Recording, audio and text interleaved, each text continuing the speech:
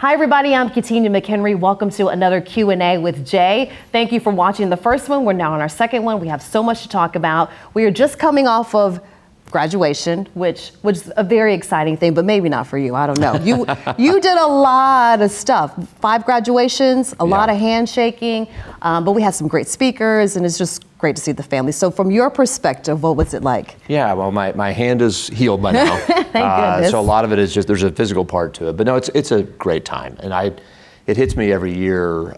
We sometimes lose sight of how special what we do really is. Yes. And you go to graduation and see these families and their friends and significant others, and you realize it is just an amazing deal.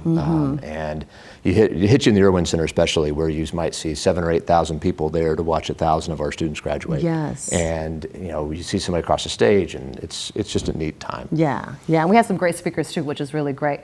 Now let's talk about what's happening here in the summer. There are a lot of people on campus. Orientation just happened, but we're doing a lot just within McCombs, Summer Institute and some other summer activities. So let's talk about that first. Let's talk about some of the summer programs for high school students that we're doing. Yeah, sure. It's sort of interesting because, as you know, a lot of our students go off for internships all over the world this time of year. And so that opens up space, and we get to do different kinds of things in our buildings and with our faculty and staff. And some highlights, we do some things for rising high school seniors, some summer camps that I think are tremendous, that give them a chance to experience UT, get to meet some of our alumni, some of our faculty and staff, and get a sense of what it might look like here if they wanted to come here. Then we also have a great program that we do with Halliburton for the Foundation Summer Institute, where, like, for example, engineering students who have a hard time taking business courses in the regular school year can knock out most of the way to a foundations minor over the summer. And then we do things for the business community. We had a great event with the Chamber of Commerce. They have an annual event they call the State of Talent. Yes. And now we got involved with them. And I think we're a perfect forum for that, where we really are in the talent business. And so bringing together the business community with our faculty and our staff, I think was just tremendous. Right. It's great to see the tie-in that McCombs' relevance in the business community, that we are pumping out those leaders too, and they're staying right here in Austin, which is fantastic to see. That's right. It's a sort of virtuous cycle. The talent wants to be in Austin, they want to come to UT, then the organizations, businesses, nonprofits all want to be here to hire that talent. Yes. And then we produce more and they want to hire more, and it becomes this great cycle for us. Yeah, that's awesome.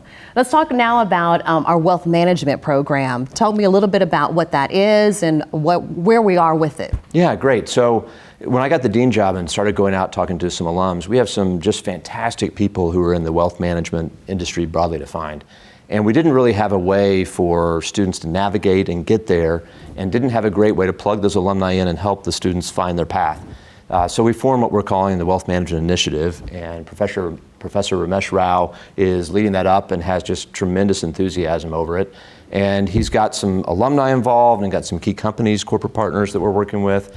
We're envisioning starting with a minor, but also having ways to convene the industry, bring them to campus, get them around each other, and then have some part where we have an outreach component. Maybe it's applied research or something like that. It's a fascinating time in the money management or wealth management business, and really there's no school, we don't think, like us training the leaders for that industry for tomorrow, and that's a market opportunity that we see that I think would be great for our students. Yeah, so tell me the progress, where we are with it.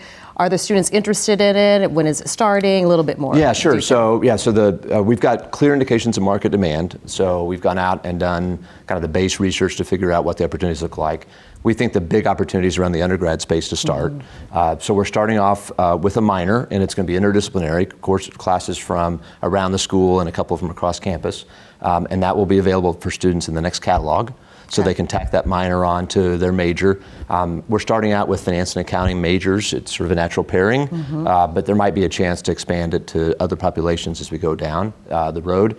And then we're forming an advisory board of key alumni friends to help support it and give us some guidance and advice. And so that'll be next. And the board will help us sort of shape what a conference might look like, or some applied research, or experiential learning opportunities with our students. That'll probably be the next pieces. Those will be the next pieces to fall. It's great to have that hands-on learning experience too with industry leaders.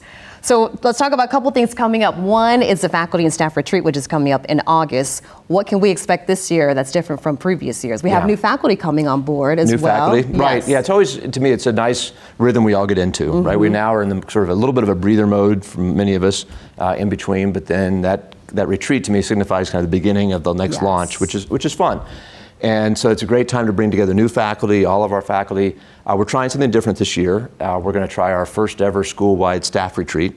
And we're excited about that. It's a way for us to talk about what's going on at the school, talk about the strategic plan, and how we're looking to execute that plan as we go forward.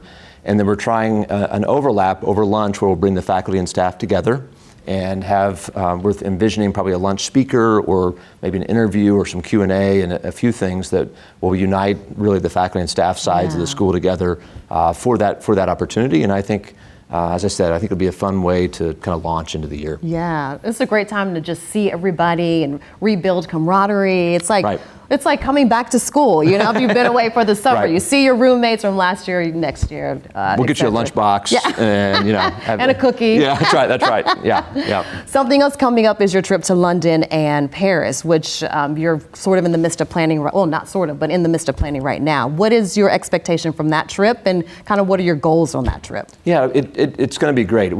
The president's taken a group of a few deans and other university leaders, the provost, and over to Paris and London. There'll be Texas Edge events, and we've run those in key cities around the U.S. And now we had them in Asia last summer, so we had a series of events there. So we'll do a Texas Edge event both in Paris and in London, and then the President's International Board of Advisors will be convening in London, and that has a lot of great McCombs alumni as part of that board, so I'll get a chance to see them. So I think it's a great way for us to engage with alums in those markets. The university doesn't come to Paris very often, unfortunately for all of us. Yes, unfortunately. Hopefully the first trip of many. But we'll go and get a chance to engage with the alumni, give them a sense of what's going on campus, and then also bring out some students. So in the London event, for example, we're having 2 students who are interning in London come be on the panel.